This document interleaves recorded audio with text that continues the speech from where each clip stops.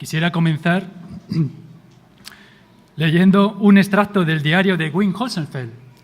Wim Hölzenfeld era capitán del ejército alemán nazi y el 1 de septiembre de 1942 escribía esto en su diario. ¿Por qué ha tenido que ocurrir esta guerra? Porque había que mostrar a la humanidad a dónde la estaba llevando su impiedad. Primero, el bolchevismo mató a millones de personas diciendo que lo hacía para introducir un nuevo orden mundial. Pero los bolcheviques solo pudieron actuar como lo hicieron porque se habían apartado de Dios y las enseñanzas de Cristo. Ahora, el nacionalsocialismo está haciendo otro tanto en Alemania. Prohíbe a la gente practicar su religión. Se educa a los jóvenes sin inculcarles creencias ni valores. Se combate a la Iglesia. Se aterroriza a cualquiera que piense de modo diferente. Se degrada el carácter libre del pueblo, convirtiendo a sus componentes en esclavos aterrados. Se les aparta de la verdad. No pueden desempeñar ningún papel en el destino de su nación. Ahora no existen los mandamientos contra el robo, el asesinato o la mentira, si son contrarios a los intereses personales de la gente. Esta negación de los mandamientos divinos conduce a todas las demás manifestaciones de la codicia: enriquecimiento indebido, odio, engaño, desenfreno sexual. Dios permite que ocurra todo esto, deja que esas fuerzas tengan poder y consiente que perezcan tantos inocentes, que tantos inocentes mueran, para mostrar a la humanidad que sin Él no somos más que animales en lucha, convencidos de que debemos destruirnos. Hoy, 76 años después, seguimos viviendo en una sociedad que ha renunciado a Dios, que ha dado la espalda a Dios. Y es inevitable no sufrir las consecuencias, ya sea de una forma directa, debido a nuestras propias decisiones, o de una forma indirecta, por las decisiones de otros de no seguir a Dios. La incertidumbre política, la precariedad laboral, las injusticias sociales, la esclavitud del correctismo político, el tener miedo de decir algo que pueda ofender, que me puedan tachar de machista, de homófobo, ideologías como la de género y todo lo que subyace alrededor, que atenta directamente contra los valores cristianos como el amor, la reconciliación, el perdón, la entrega desinteresada. Todas estas situaciones y más pueden llenar nuestro corazón de incertidumbre, de ansiedad, de congoja, de desazón, de frustración. Yo como padre estoy asustado cuando veo a lo que se van a tener que enfrentar mis hijos, los jóvenes que están aquí. Muchos padres vienen a mí diciendo, ¿qué está pasando? ¿No? ¿Dónde podemos encontrar consuelo para todas estas cosas? ¿Quién podrá ayudarnos? ¿Qué podemos hacer realmente? La profecía de Isaías 40, del 1 al 11, que es el texto que hoy tenemos para predicar, para leer, va dirigida al pueblo de Israel que va a volver del cautiverio de Babilonia. Y después de un largo y difícil viaje se encuentra un panorama desolador. El reto al que se tenían que enfrentar encogería el corazón de cualquiera. Las murallas de la ciudad, que daban protección y seguridad contra los enemigos, caídas. Sus casas, derruidas. Y como si esto fuera poco, a su alrededor acechaban pueblos y gobernantes implacables, fieramente opuestos a su fe. Algunas consideraciones a tener en cuenta antes de leer este pasaje. La palabra que se va a pronunciar aquí no es fruto de la reflexión personal. No es algo que Isaías pensara de, mira, esto está bien, lo voy a escribir. Es resultado de una revelación. No surge de dentro, viene de arriba. Y lleva aparejado un poder inmenso de ejecución. Es principio de la acción de Dios. Es algo que vamos a ver repetidas veces en este texto con expresiones como dice vuestro Dios, Jehová ha hablado, palabra de Dios. Y quisiera que cuando leamos los dos primeros versículos hagamos un ejercicio de imaginación y nos imaginemos a Jehová, como hemos cantado, sentado en su trono, ¿no? y todo el ejército de los cielos junto a él, a su izquierda y a su derecha, ¿no?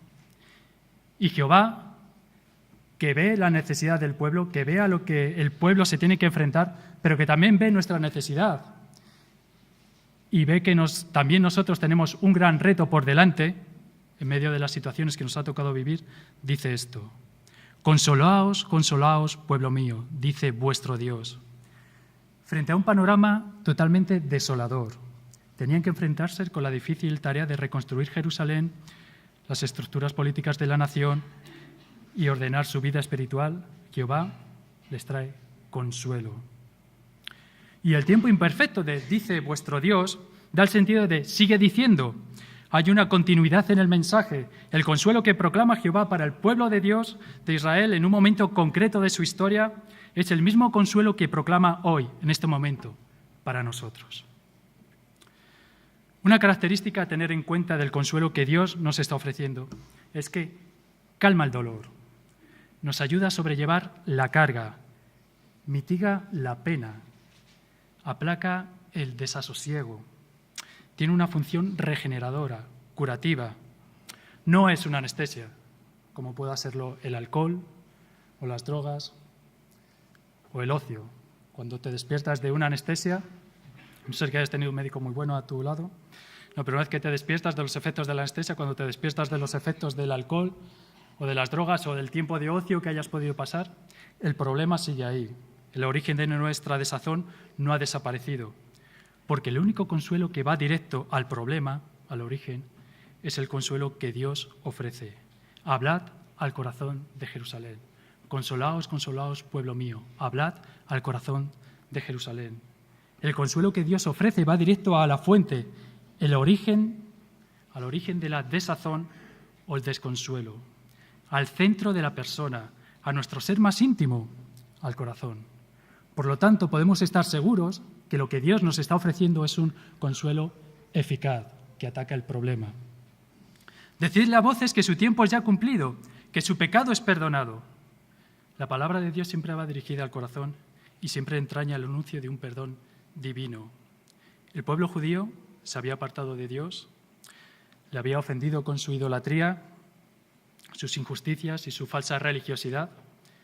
Esta apostasía les había acarreado severos juicios del Señor. El último, pues, la cautividad de Babilonia, como vimos el domingo pasado con Acab. Y esta apostasía le había acarreado severos juicios del Señor, pero el juicio se había cumplido. Ahora llegaba la hora del perdón y la renovación, y siempre es así. Por eso la misericordia de Dios siempre abre puertas a un futuro luminoso. Sigue diciendo que doble ha recibido de la mano de Jehová por todos sus pecados. La primera vez que leí este final del versículo, que doble ha recibido, digo, claro, esto tiene su lógica, porque doble, ¿qué significa? 2 veces más, ¿no? Pues si Jehová, entendía yo, le ha castigado 2 veces, el doble de lo que merecían, pues está bien que les perdone, no hay nada.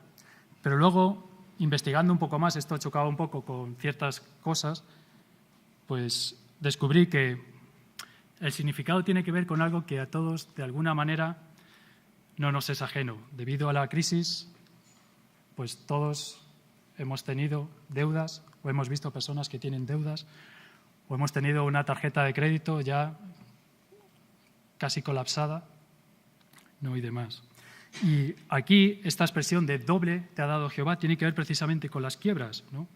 Porque en aquellos tiempos, cuando una persona se declaraba insolvente, ¿no?, caía en quiebra y no podía pagar su deuda, pues venía el funcionario de turno y escribía su nombre en un papel, escribía la familia a la que pertenecía, escribía la tribu a la que pertenecía, y con ese papel lo clavaba en la puerta principal de la ciudad y todo el mundo era testigo de que esa persona tenía una deuda, ¿no? Pero después, cuando esa deuda era pagada o la familia conseguía pagarla o la tribu pagaba la deuda o llegaba alguien y pagaba la deuda, el funcionario cogía la deuda, la desclavaba, la doblaba y la volvía a clavar.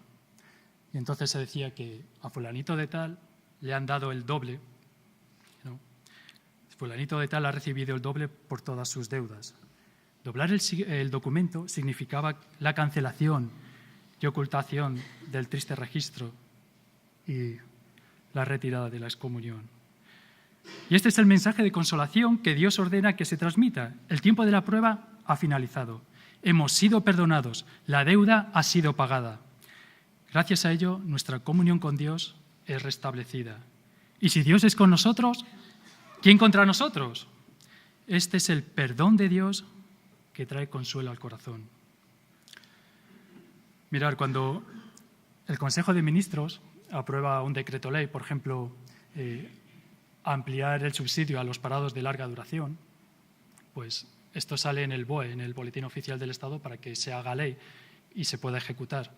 Y en el BOE apenas ocupa 2 líneas, más o menos lo que ocupan estos versículos en vuestras Biblias.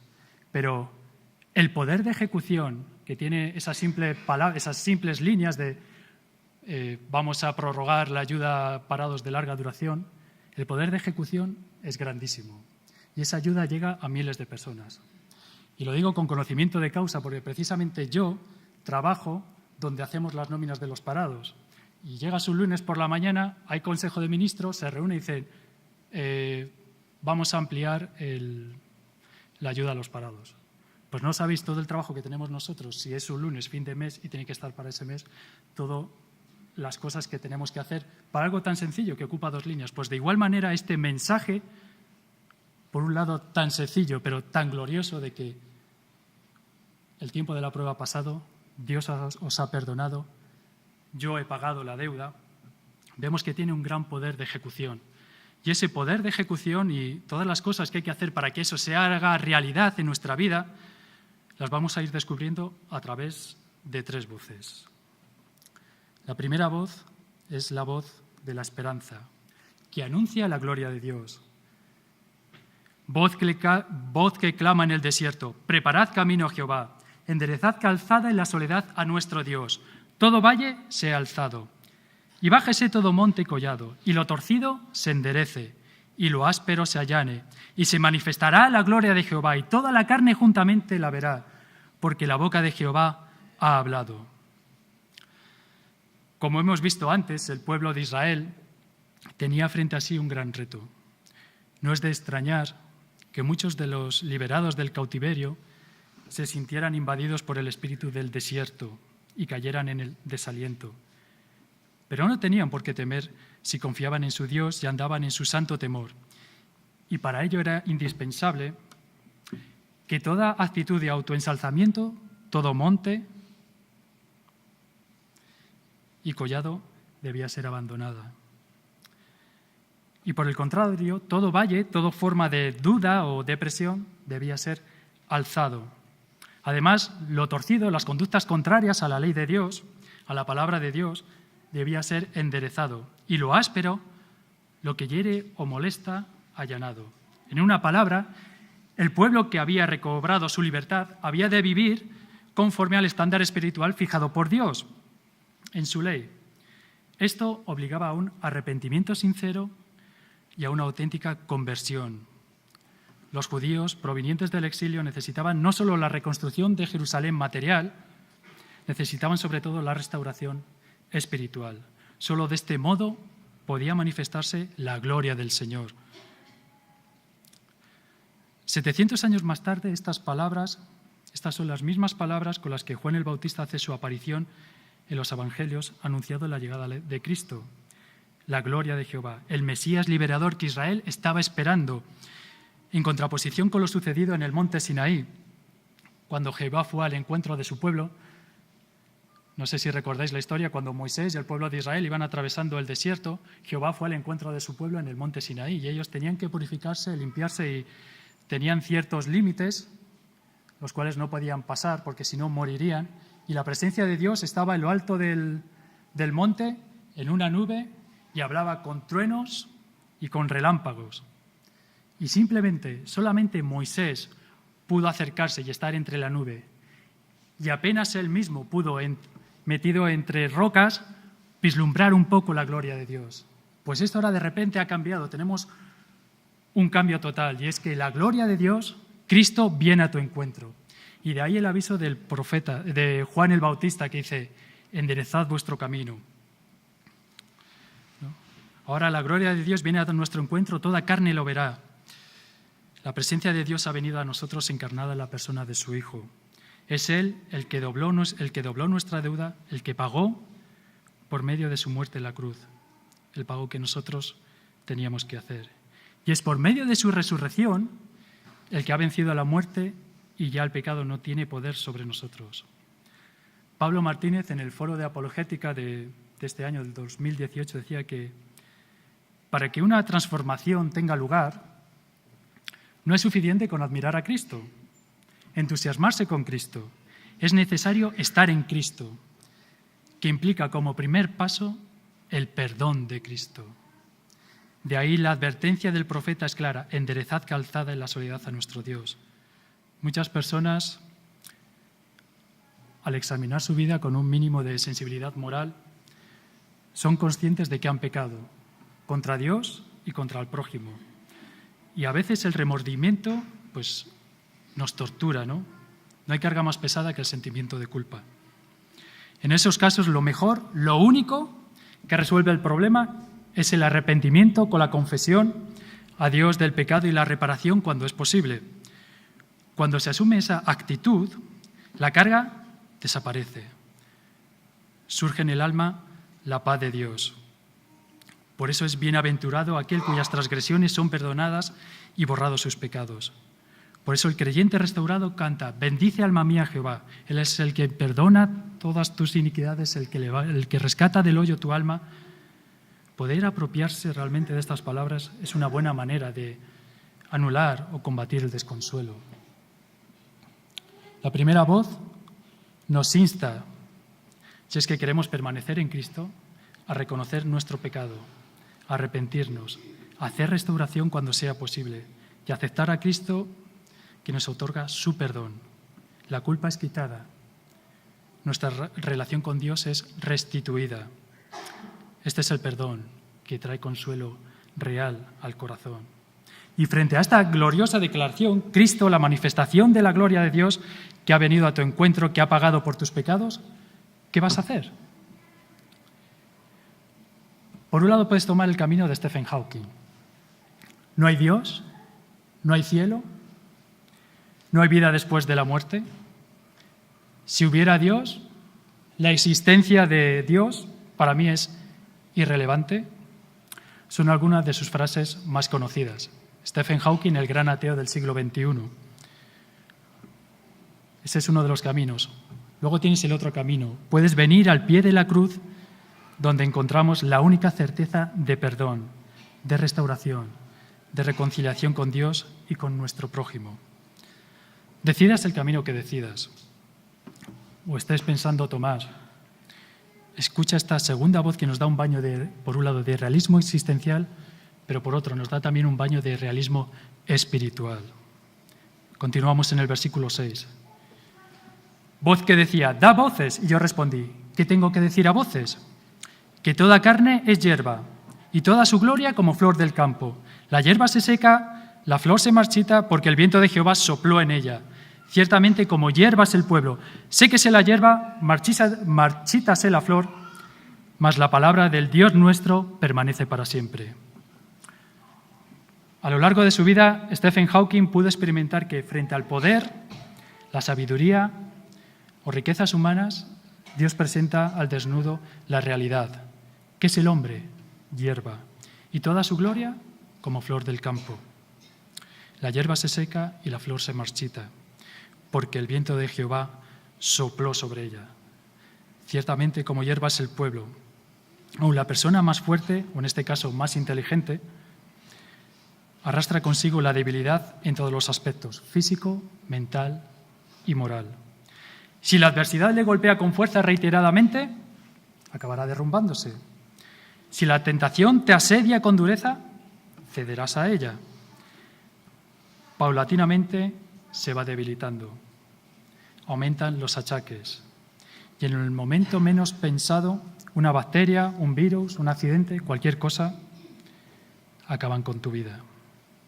Pero aunque el hombre muere, hay algo que perdura. La palabra de Dios nuestra permanece para siempre. Un ejemplo muy sencillo. El domingo pasado estuvimos viendo que Acab tuvo la profecía de que el pueblo de Israel, debido a sus malas decisiones, iba a ser deportado a Babilonia.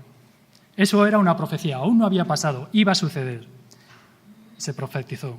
Ahora tenemos aquí una nueva profecía. Y esta profecía, ¿sabéis para quién está preparada? Está preparada para las personas que vuelven del cautiverio de Babilonia. Ya Jehová está proviniendo su ayuda. Cuando volváis de Babilonia vais a ver a Jerusalén destrozada y necesitáis estas palabras de aliento y de consuelo para seguir adelante, para reconstruir vuestra vida. La palabra de Dios permanece para siempre. Y esto simplemente es una muestra, un botón de lo que la palabra de Dios es y el poder que conlleva. Porque, ¿sabéis? La palabra de Dios permanece para siempre y permanece también su palabra de juicio. Pues juicio es la mortalidad humana. La paga del pecado es muerte. La hierba se seca, la flor se marchita porque el viento del Señor sopla en ella. Pero igualmente permanecen las palabras de perdón y las múltiples promesas de bendición que Dios ha dado a cuantos de corazón se vuelven a Él. Esto es para las personas que están considerando tomar el camino de Stephen Hawking. No hay Dios, esto para mí es irrelevante. Y ahora para el resto de personas que están considerando o que están andando en el camino con Cristo. Mirar, analizando la utilización que se hace en la primera carta de Pedro de este versículo, de este pasaje, se vislumbra que hay aquí un significado más espiritual que el simple hecho y la simple realidad de que todos vamos a morir, ¿no? La primera voz anunciaba a Juan el Bautista como precursor del Mesías. El propósito de la venida del Bautista y de la misión del Mesías, a quien anunciaba, era la manifestación de la gloria divina. Cristo habitando por la fe en nuestros corazones. Y para ello, para que habite Cristo por la fe en nuestros corazones, nos ha dado el Espíritu Santo, el Consolador. Cuando yo me vaya, enviaré al Consolador, el Espíritu Santo. Él os recordará todas las cosas y os enseñará, os recordará todas las cosas que yo os he dicho, ¿no? Ese viento de Jehová que pasa sobre el campo de nuestras almas, marchitando toda carnalidad y toda gloria humana. El Espíritu debe convencernos de pecado de tal manera y debe hacernos ver cómo somos nosotros realmente para que veamos que la carne de nada aprovecha, que nuestra naturaleza caída es la corrupción misma y que los que viven según la carne no pueden agradar a Dios. La obra del Espíritu es convencer a los hombres de pecado y hasta tanto no estén convencidos de pecado, nunca serán llevados a buscar la justicia que es de Dios por medio de Jesucristo. Cuando el cimiento de arena haya desaparecido, entonces Él pondrá en nuestras almas una roca por fundamento, escogida por Dios y muy preciosa. Decía Spurgeon, la obra de convicción del Espíritu siempre que viene es inesperada. Y aun para el Hijo de Dios, en quien este proceso tiene que continuar, es a menudo sorprendente. Comenzamos a reconstruir aquello que el Espíritu de Dios ha destruido. Habiendo comenzado en el Espíritu, estamos como si quisiéramos ser perfeccionados en la carne. Y entonces, cuando nuestra errónea reconstrucción tiene que ser derribada a ras de suelo. Nos quedamos tan sorprendidos como cuando al principio se cayeron las escamas de nuestros ojos. El mismo Newton se encontraba en una condición semejante a esta cuando escribió: «Pedí al Señor que pudiera crecer en la fe, en el amor y en toda gracia, conocer más acerca de su salvación y buscar con más dedicación su rostro. Fue Él quien me enseñó a orar así, y Él ha respondido mi oración. Pero ha sido tal su responder que fui llevado al borde de la desesperación. Yo esperaba que en un momento favorable contestara de inmediato mi petición y mediante el poder de contención de su amor subyugara mis pecados y me diera descanso. En vez de esto, Él me hizo sentir la depravación oculta en mi corazón y dejó que los airados poderes del infierno atacaran toda la geografía de mi alma».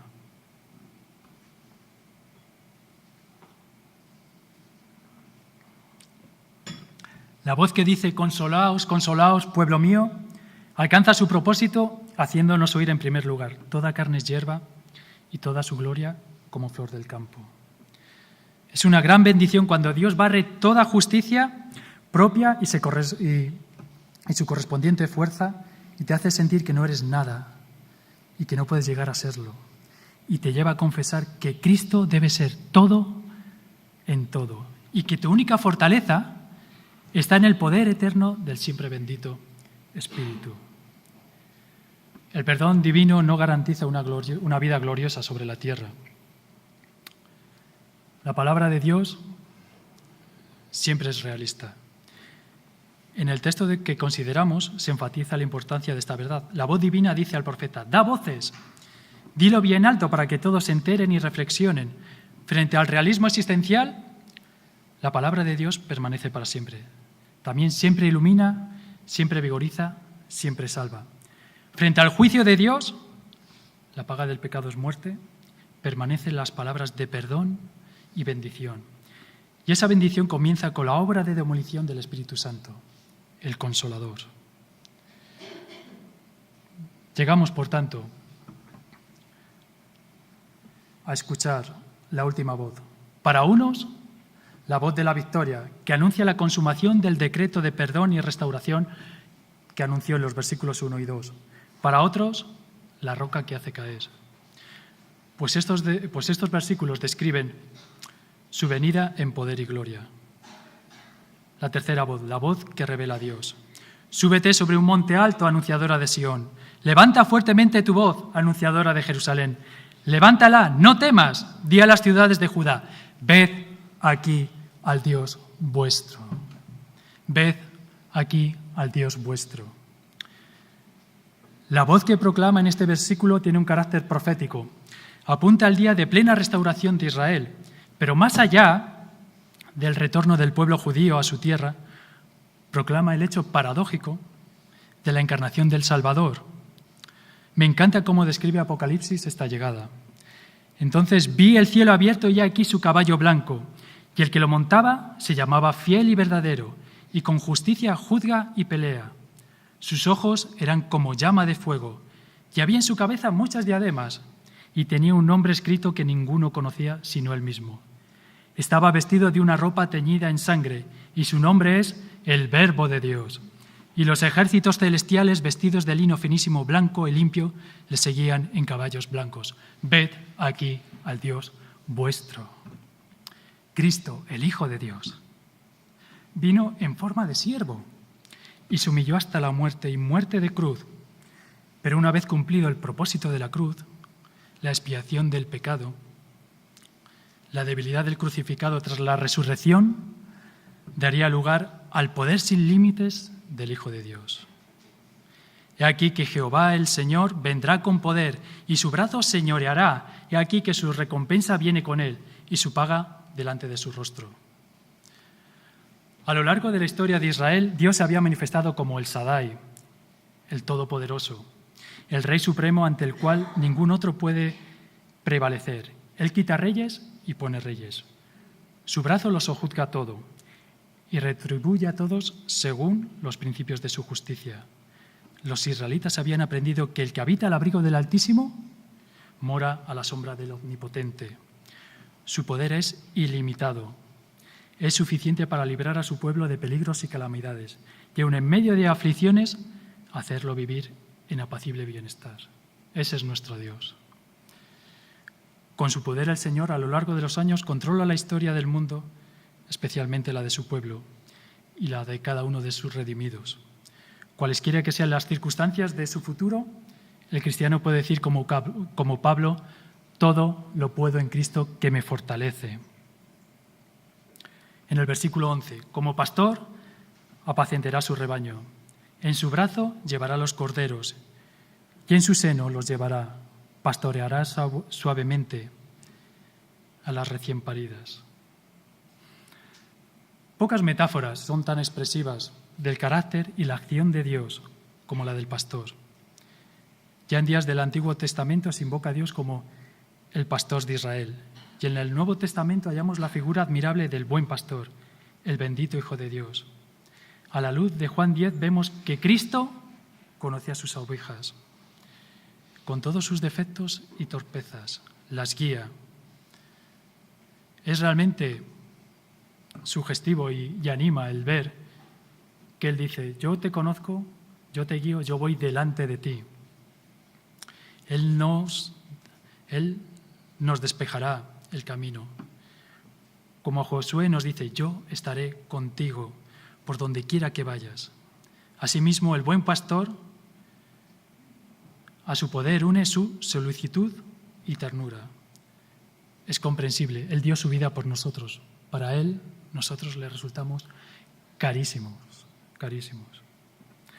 Y aquí el consuelo que Cristo, que Dios nos daba en el versículo 1 y 2, adquiere su clímax cuando ese buen pastor nos coge en sus brazos y nos mece en su corazón. Nos ha limpiado y sanado nuestras heridas y ahora nos mece, atiende nuestras necesidades, tiene un cuidado especial. Y ese jinete fiel y verdadero se muestra ante nosotros como el siervo. En toda la historia de la humanidad no ha habido un hombre como él, un siervo rey, un rey siervo fiel. Él ha hablado hoy a tu corazón, no por lo estruendoso de su voz, sino por la humildad de su persona, por su veracidad y justicia y por el Espíritu de Dios. En medio del desierto espiritual y moral que nos rodea, nuestra propia debilidad humana, la flaqueza muchas veces de nuestra fe, la persistencia de la tentación, la voz de Jehová se alza y clama, consolaos, pueblo mío, vuestros pecados os son perdonados en Cristo. Dejad que el Espíritu Santo haga su obra en vosotros, para que more Cristo en vuestros corazones. Porque aquí yo vengo como Señor para traer orden, justicia y juicio a aquellos que no quieren mi perdón. Pero vengo como pastor solícito a aquellos que lo han aceptado.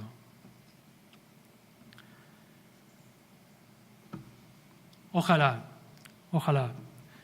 las personas que hoy están aquí y todavía no se han decidido por Cristo pudieran obtener la conciencia de pecado, de separación de Dios que tienen y pudieran acercarse a la cruz de Cristo y pudieran hacer suyas las voces, pudieran hacer suyas la voz de Converso, el protagonista de El progreso del peregrino, cuando fue a la cruz y dejó allí su pecado. Vine cargado con la culpa mía, de lejos, sin alivio a mi dolor. Mas en este lugar, oh qué alegría, mi solaz y mi dicha comenzó. Aquí cayó mi carga y su atadura. En este sitio rota yo sentí. Bendita cruz, bendita sepultura, y más bendito que murió por mí. Ojalá las personas que estamos en Cristo, que andamos en Cristo, podamos tener también conciencia de pecado y volver una y otra vez a la cruz, al perdón de Dios, al renuevo, a restaurar nuestra vida espiritual. Porque para que una transformación tenga lugar en nuestra vida no es suficiente con venir a la iglesia, no es suficiente con admirar a Cristo, entusiasmarse con Cristo, entusiasmarse con las canciones. Es necesario estar en Cristo y que implica en primer paso el perdón de Cristo. Busquemos a Dios mientras pueda ser hallado. Wim Holzenfeld fue un cristiano católico.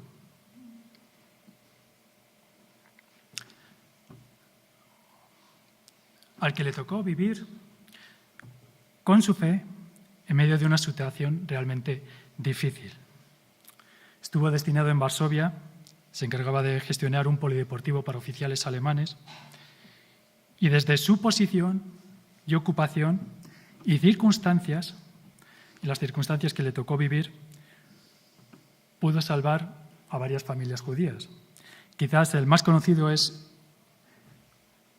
perdonad la pronunciación, Vladislav Spearman, que es el protagonista de la película del pianista. Pues si habéis visto la película, el nazi que le encuentra tocando el piano y le soporta, pues, y le ayuda, es este hombre, ¿no? No importa las circunstancias que estemos viviendo, somos la luz del mundo. No temamos. el rechazo, la vergüenza, el no tener palabras, clamemos, ved aquí a vuestro Dios. Compartamos el Evangelio con nuestra manera de vivir, compartamos el Evangelio con nuestra boca. Y si no somos duchos en boca y no somos de hablar mucho, lo que sea, pues invitemos a nuestros amigos a venir a la iglesia no sé exactamente ahora se me ha olvidado, hay un domingo al mes que tenemos un culto especial de evangelización. Tienes un mes para invitar a ese vecino tuyo, a esa persona, a que venga al culto especial de evangelización. Porque quizás yo no soy muy ducho o no soy muy hábil en proclamar el Evangelio con mi boca, pero allí te van a saber explicar. Oremos por ellos, participemos de los actos evangelísticos de nuestra iglesia. Cada domingo se reúnen por la mañana para orar. El segundo fin de semana salen por la mañana para predicar. La única esperanza que tiene este dolido y sufriente mundo es el mensaje del Evangelio. Que el Señor bendiga su palabra.